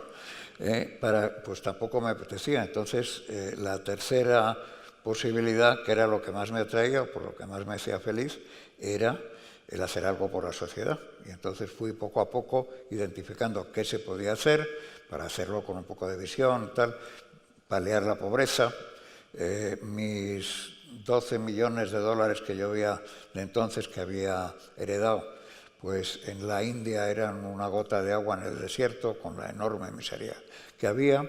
En Brasil yo había visto pobreza, pero era una cuestión Brasil no era un país pobre, era una dictadura que había decidido una distribución desigual de sus rentas y entonces elegí África. Después, sin ser hombre de negocios, yo invertí en Prisa y fui el segundo accionista de Prisa y yo no tuve casi ninguna responsabilidad en que Prisa se convirtiera en un emporio de riqueza. Y cuando salió a la bolsa, yo me encontré otra vez con dinero y dije, ¿qué hago con el dinero? Pues yo no lo quiero para mí, ni quiero ser rico cuando sea viejo, que bueno, ya tenía 57 años, ni quiero gastármelo en nada y tal, pues voy a hacer algo y ahora voy a aprovechar los recursos que tengo y que se pueden hacer más cosas. Porque tuve la suerte, pues que tenía la amistad con el rey Juan Carlos, con Gorbachev, con Clinton, que tenía una visión global del mundo donde había 6 grandes problemas, que eran la pobreza y la desigualdad, los fallos de la democracia, los conflictos, la proliferación, todo lo que tiene que ver con seguridad, que los 3 se curan con 3 Ds, por eso puse FRIDE, la D de FRIDE, que es desarrollo, democracia y diálogo. Y luego pues teníamos el medio ambiente, cambio climático, las emergencias médicas como lo que tenemos ahora con el coronavirus, el ébola, etcétera, etcétera. Y luego el principal, que es que no hay un organismo global multilateral que funcione. Las Naciones Unidas están creadas en los años 40 y no se han podido modificar y adaptar a estos tiempos. Y entonces, pues dediqué una serie de fundaciones a eso, es decir, a tratar de cambiar el mundo de arriba a abajo. Pero y para acabar, y ya no. Diego, solo Sí. una cosa. Yo que he sido agente de bolsa, invertir en Prisa en aquel momento era ser hombre de negocios, ¿eh? Había que tener mucha visión empresarial. Perdona, pero yo invertí cuando estaba seguro de que no iba a recibir ni un duro de aquello que invertía, pero yo quería contribuir a la transición de la dictadura a la democracia. Y yo invertí en el año 71, cuando además estaba Franco y estábamos lejísimos de poder prever eso. Acabo he publicado un libro que se llama Lo que creo saber, donde pongo 4 o 5 consejos que se aplican realmente a todo el mundo, pero en fin, a los filántropos y emprendedores sociales, que son: primero, trata de pensar en grande.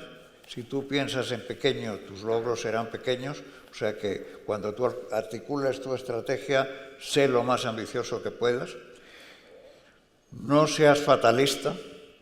En Harvard hubo un catedrático que dijo: llevo 58 años enseñando relaciones internacionales y he aprendido una cosa terrible que consiste en 2 proposiciones. La primera es que todo el mundo sabe lo que hay que hacer. Y segundo, es que todo lo que hay que hacer no se puede hacer. Entonces ahí dijimos, no puede ser, hay que ser pesimista. Entonces hablamos de la juventud y que la juventud es la gran esperanza. El no sacar problemas sin aportar soluciones. Y luego, pues, un consejo que el miedo, que es lo más paralizante, es lo peor, el peor obstáculo para conseguir cosas en la sociedad civil.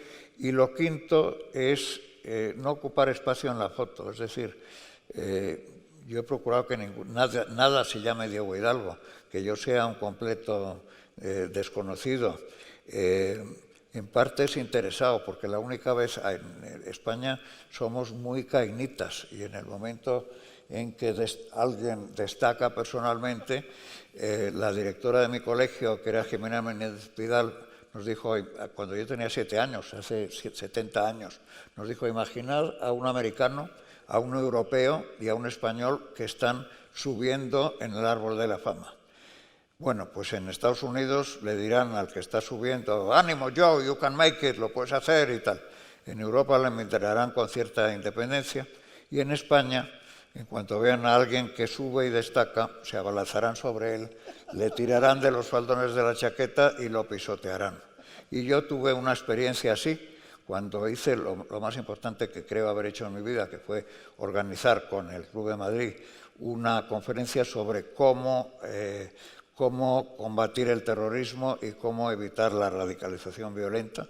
Lo hicimos en Madrid con 7.000 personas el año 2005. Yo estoy convencido de que se han evitado decenas de miles de muertes, porque estaba Bush, el presidente de Estados Unidos, completamente errado en su lucha contra el terror y tal. Y yo iba con una hija mía al Palacio de Congresos y oí a varios periodistas que estaban hablando de la conferencia, la conferencia es antiamericana. Y Diego Hidalgo, ese sí que es un terrorista.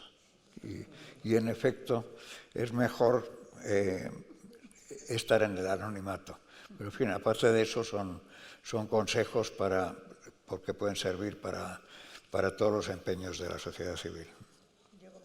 En la palabra, ya sabes aquello que dicen los franceses cuando quieren definir la riqueza, que hay 2 maneras de hacerse rico: cuando uno nace o cuando uno se casa. Sí, es verdad. Por allí tiene la palabra, allá a la derecha. Parece que estamos un poco escasos de micrófonos, ¿no? Ahí colabora. Gracias.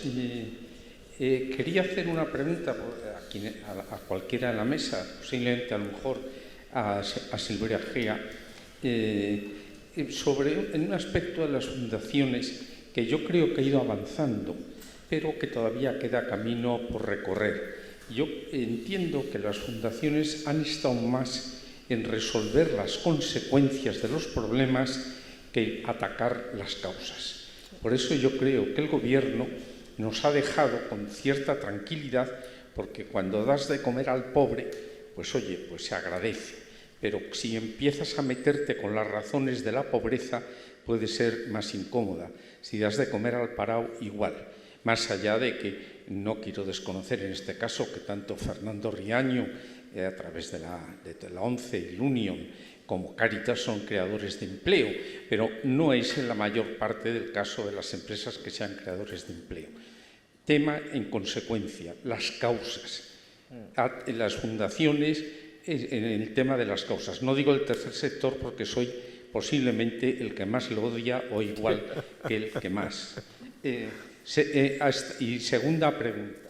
Estamos en sociedad civil ahora y yo creo también me ha parecido de notar y querría ver la opinión de la mesa sobre una cierta carencia de fundaciones de pensamiento. Para que la sociedad civil sea grande, tiene que haber criterios, tiene que haber principios, tiene que haber ideas, tiene que haber planteamientos de un cierto nivel que hagan que la propia sociedad sea eso que aquí se ha dicho y que lo he oído decir en otra mesa. Para que los países y los gobiernos sean grandes, hace falta una sociedad civil importante. Yo creo que también es posible mejorar la línea de creación de pensamiento de las fundaciones, pero me gustaría conocer las opiniones de los doctos representantes de la mesa. Pues agradezco la pregunta porque, Carlos, porque es justo lo que falta para complementar la parte que yo decía que tenemos que trabajar como fundaciones, que es la parte de ser articuladora y fortalecer la sociedad civil. Evidentemente, para poder trabajar eso bien, si tú actúas sobre las causas, como tú estás diciendo, erradica el problema. Con lo que no tienes que seguir manteniendo lo que es la actuación permanente de la fundación. Repito una frase tuya, donde hay una necesidad hay una fundación. Lo que haría falta es que no esté la necesidad. O aquello que produce que haya la necesidad. Con respecto a las fundaciones de pensamiento, totalmente de acuerdo, pero es difícil. Es difícil. Este señor preside, y tú eres patrono de la Fundación FOESA, digo el presidente de Cáritas, y él no podrá hablar ahora, yo sí, que ya pasé, fui portavoz de Cáritas. A mí, por decir que había que atacar a las causas de la pobreza y que había que erradicarlas y que se podía prevenir en vez de curar, y permitirme la expresión médica, pues hubo algún que otro presidente de gobierno que pidió mi cabeza, por decir eso públicamente. Evidentemente lo público está por todos lados. Lo público está por todos lados, lo que es lo político está en todos lados. Y esto abunda más en lo que yo decía, más sociedad civil cuando haya muchas FOESAs, cuando haya muchas FRIDES, cuando haya mucha sociedad civil ahora, cuando esto será más fácil poder expresar lo que hay que expresar para que las cosas cambien, ¿no? Pero en ese contexto es difícil. Cuando dices que en España hay 8 millones de pobres, pues te crea problemas. ¿O no, presidente? Bueno, no, él que no conteste, Pero yo sí que puedo afirmar que es mejor actuar, evidentemente. El problema es que lo tangible, Carlos, es atender directamente las necesidades. Eso de donde hay una necesidad hay una fundación. Eso es lo tangible. Además, eso hasta incluso te da dinero, te puede dar dinero. Entiéndeme lo que quiero decir, ¿no? Puedes gastar dinero para atender las situaciones de pobreza. Sin embargo, lo que tú dices, yo voy a analizar dónde están las causas de la pobreza para luego poder hacer hasta incluso una propuesta de ley que la pueda corregir y tal, esto es más difícil de financiar, ¿no?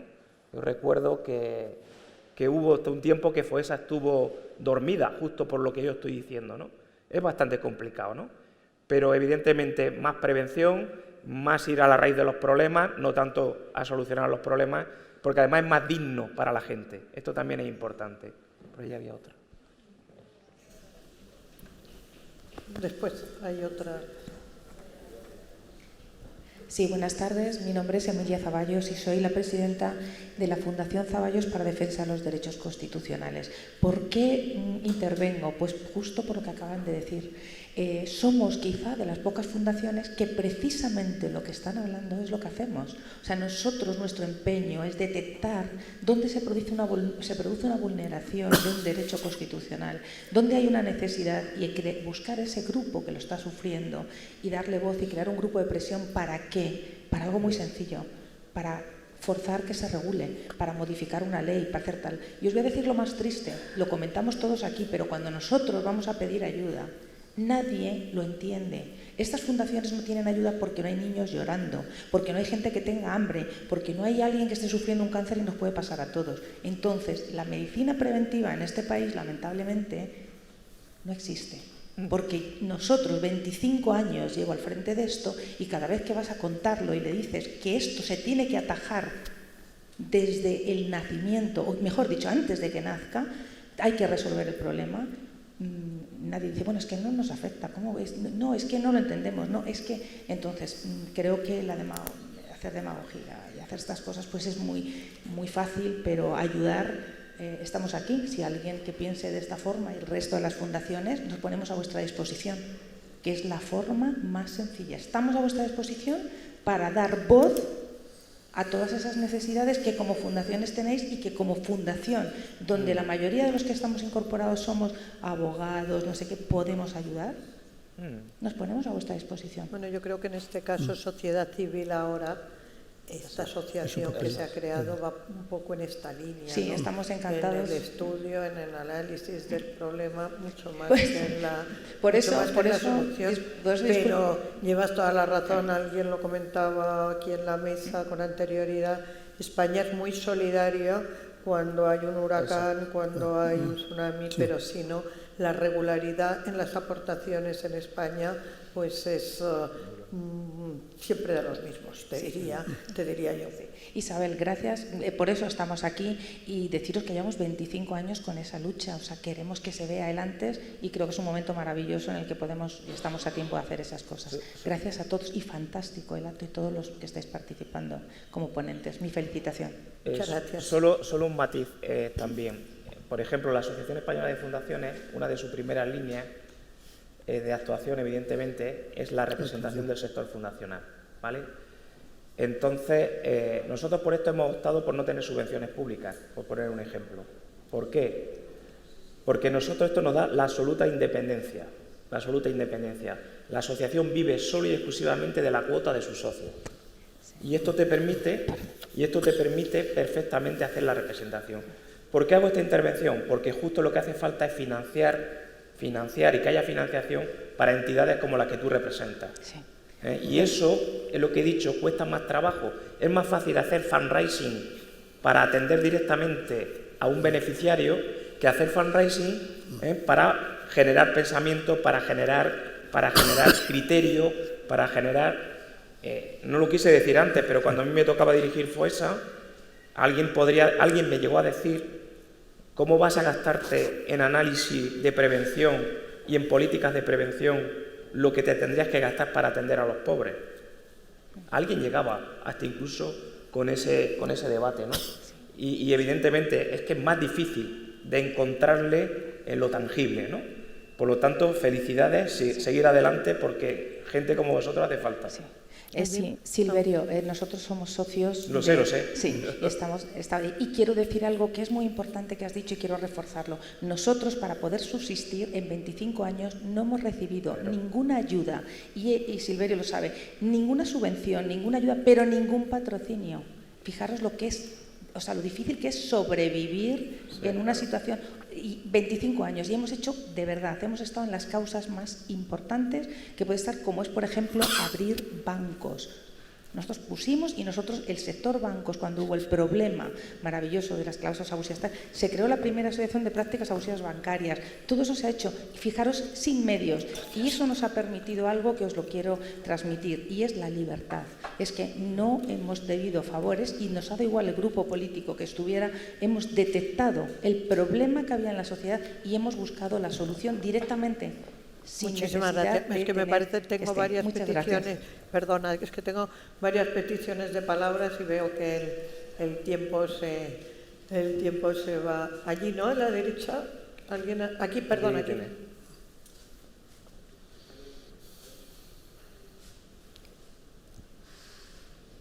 Me gustaría saber qué explicación dan ustedes, a pesar del alejamiento de la sociedad civil, de la religión y de lo que es Iglesia, de lo que es Dios en general, y todo lo que suene a Dios, cómo luego, al hacer la declaración de Hacienda, muchísima gente pone la cruz en la casilla de la Iglesia. Quisiera que me contestaran los de Cáritas, pero también algunos más de la mesa, por favor. Yo lo único que voy a decir antes de que hable Cáritas es que el otro día quedé gratamente sorprendida cuando vi que 8.800.000 españoles habían puesto la cruz, sobre todo que se puede poner la cruz doble como bien sabe, pero también teniendo en cuenta que en este país mucha gente está casada en gananciales y hace una sola declaración de renta, con lo cual significa que son mucho más de 8.800.000. Yo de esto no sé, pero seguro que este ala de la mesa puede contestar. No, yo puedo certificar esa sorpresa, también me la produce a mí, pero gracias a Dios existe. O sea, ¿y por qué? Porque van asociadas las dos X. Yo estoy convencido de que hay parte de ese razonamiento que tiene el que hace la declaración de la renta, que por supuesto la Iglesia es una de las X y está sustentada por un factor religioso o un factor de creencias durante muchos años y una tradición importante en nuestra sociedad. Y la segunda X, que es la que valora exactamente la función social que realiza no solo la Iglesia, sino todas las organizaciones sociales. Y yo creo que van asociadas y afortunadamente espero que sigan yendo, puesto que para nosotros sigue siendo una forma de financiación importante en gran parte de nuestros proyectos. Aunque, como muchos de ustedes saben, la reforma de hace unos años del IRPF nos hace recibir una menor cantidad, porque ese 0,7, esa segunda X, como saben, se distribuye a todas las autonomías y son los gobiernos autónomos los que deciden qué proyectos, dónde van, y por lo tanto ya no está tan centralizado como antes, pero gracias a Dios seguimos siendo beneficiarios de esas dos X, por supuesto, la de la Iglesia y la parte que nos corresponde de la segunda X de la Porque, Manuel, ¿no crees tú que independientemente de las creencias de la sociedad española y de que haya podido disminuir la práctica religiosa, se sigue considerando que todas aquellas organizaciones dirigidas por la Iglesia, sobre todo en labores asistenciales, siempre son las mejores? Siempre hay lista de espera para las residencias llevadas por la Iglesia, las residencias de ancianos, etcétera. Por supuesto. Puede estar allí la explicación. Pero Mati, creo que estamos confundiendo porque lo que tú preguntas entiendo que es los que han marcado la X a la Iglesia, ¿vale? Cáritas recibe de la otra X, ¿vale? O sea, yo no os quiero cansar, a mí me tocó, no os quiero cansar en aras a la brevedad, si quieres después te lo explico, porque yo tuve, creo, el honor, me tocó negociar el famoso 0,52 entonces y la doble X, porque el tema, la clave estuvo en poner la doble X, y en aquella época me tocó a mí, con el Ministerio de Hacienda, precisamente negociarlo, porque lo que se quería hacer era un enfrentamiento entre la ONG y la Iglesia, y esto no divide la asignación, sino que entonces era un 0,52 más un 0,52. Pero bueno, de lo que saca Cáritas es de la otra, no de la Iglesia. Entonces, ¿qué es lo que está ocurriendo? Bueno, pues que hay gente todavía que cree en la Iglesia. Fernando, yo creo que en esto quizá tú también... Creo que, Fernando, tú también tendrás algo que decir, ¿no? Yo creo que aquí hay un tema también que tiene que ver mucho con la evolución de la sociedad, ¿no? Y tiene que ver con algo que se ha comentado al inicio, lo ha comentado el presidente del Casino de Madrid, ha salido en algunas de las intervenciones, yo creo que tiene que ver con la cultura de la filantropía también y con la cultura de la sociedad civil y con el papel que juega la sociedad civil, ¿no? En esto ha habido una evolución. Se ha comentado ya el tema de las 2X, de la X solidaria, de la asignación a los fines de la Iglesia, pero es que el último ejercicio fiscal hay una gran novedad también, que es el de la X solidaria por parte de las empresas. Eso es. Las empresas también pueden destinar, todavía hay un gran desconocimiento de todo este asunto, incluso hay gran sorpresa por parte de, en muchas ocasiones, con el desconocimiento que implica la asignación de la X o con el marcar o no la X. Ya más que marcar la X había que decir el doble clic en la X, ¿no? Yo creo que hay muchas declaraciones que se hacen ya a través de medios telemáticos, pero el tema de la evolución de la X solidaria por parte de las empresas ya es un paso más de cómo la sociedad civil ha influido a la hora de destinar parte de la actividad o ese compromiso o esa actividad que tienen las empresas sin coste, subrayo esto, sin coste añadido, porque hay todavía quien cree que asignando la X o marcando la X, eso supone un coste fiscal añadido al ejercicio fiscal que tiene que hacer vía impuesto de sociedades, ¿no? Esto no es así. Bueno, pues esto es una evolución también en positivo. Eso es a lo que me refería antes, que si miramos hacia atrás hay grandes hitos alcanzados, pero que si miramos hacia adelante hay grandes retos. Hablo de ley del mecenazgo, hablo de incentivos a que estas cosas sucedan, y esto tiene que ver con actividades que estamos aquí o que han salido en esta presentación o que todos los ponentes están y conocen perfectamente, ¿no? Por lo tanto, el papel de la sociedad civil también en este caso y relacionado con esta pregunta abre también nuevas líneas de actividad y ¿No creéis que también es porque muchos ciudadanos creen que estas organizaciones gestionan mejor que el sector público? Y entonces prefieren, aunque no crean en nada, aunque no sé qué tal, prefieren poner la cruz antes que darle el dinero al Estado para que lo gestione. Sí, yo quiero decir, porque yo estoy en Metroscopia, donde hacemos sondeos sobre la opinión que todos los españoles tienen sobre la Iglesia, sobre los políticos, etcétera, etcétera. La Iglesia, representada por la Conferencia Episcopal, está, digamos que por encima de los políticos, pero no muy por encima. Y sin en cambio la popularidad o la aprobación general de Cáritas es de las más altas. Ha subido además la Iglesia también con el advenimiento del Papa Francisco, que es la persona más popular en España, curiosamente. Pero la reputación de Cáritas es enormemente superior a la reputación de la Conferencia Episcopal. Ahí, perdona Isabel, al hilo de este comentario, también esto, al hilo de la eficiencia de la reputación o de esa economía de la reputación que también tiene que ver con el desempeño de las organizaciones. La reputación es algo, alcanzar un nivel óptimo de reputación cuesta muchos años alcanzar eso, y no cuesta nada el perder esa reputación. Eso tiene que ver con muchos años de trabajo, con el compromiso de muchos profesionales en estas organizaciones, y esto que acabas de comentar a mí me parece clave. Esa eficiencia en la gestión de los recursos, esa profesionalización, profesionalidad de todo lo que se hace, de esa evolución en los últimos años también, esto está confirmado no solo por las propias organizaciones, sino percibido y entendido por parte de las propias administraciones públicas. ¿Alguna pregunta más?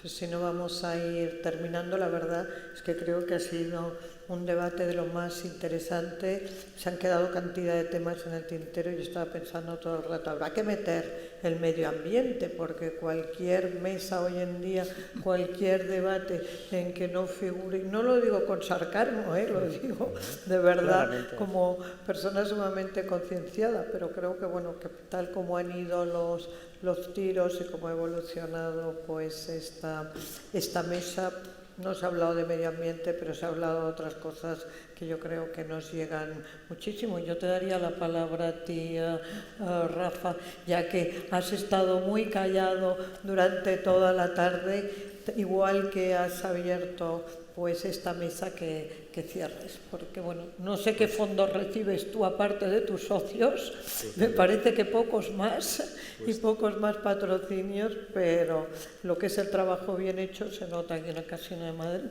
Pues te agradezco que me dejes el privilegio de terminar, no sin felicitarte antes por lo bien que has llevado este debate. Es evidente que el interés está en aquellos que de verdad tienen mérito, no tiene nada que ver gestionar una institución como el Casino de Madrid, con todo el respeto por esta institución, como gestionar Cáritas, o gestionar Ilunion, la ONCE, y además la trascendencia y el impacto que tienen es infinitamente más potente. No solo eso, nuestro elemento o nuestra aportación, no solo la ayuda económica. Es evidente que para poder ayudar todos necesitamos independencia. Antes lo hemos dicho, nosotros, gracias a Dios, económicamente somos independientes, nos financiamos con las cuotas de los socios y con la explotación de capacidad disponible dentro de este edificio maravilloso. Solo pedimos, respecto a la intervención pública, en nuestro caso, que es un caso diferente, no queremos que nos ayuden, solo queremos que no nos dificulten las cosas. Con eso es suficiente. Sí que es verdad que nuestra moneda de cambio y nuestra aportación es la cultura, y la cultura y el conocimiento es de esas raras excepciones que no merman cuando se comparten. Esto nos hace también distintos a la manera en el modo de gestionar, pero sí que el modo de gestión también es muy similar, y yo lo aprendí o siempre se lo atribuyo a Tomás Pascual, el fundador de Leche Pascual, aunque alguien me dijo que se lo había copiado él a San Agustín. Y es ese modelo de gestión en que básicamente todas las cosas esenciales tiene que haber unidad, en todas las cosas importantes diversidad, y en todas siempre generosidad. Así que, bueno, yo creo que si aplicamos cada uno de nosotros en nuestros modelos de gestión y en los puestos de responsabilidad, cada uno en el sitio que le toca, este modelo o esta sugerencia de Tomás Pascual o de San Agustín, a todos nos irá un poquito mejor. Muchísimas gracias. Muchísimas gracias. Lo único que puedo decir es que en vez de ser españoles parecemos Ignacio Buqueras, porque nuestra puntualidad en la hora de inicio y en la hora de finalizar la mesa ha sido absolutamente británica. Muchas gracias a todos por acompañarnos.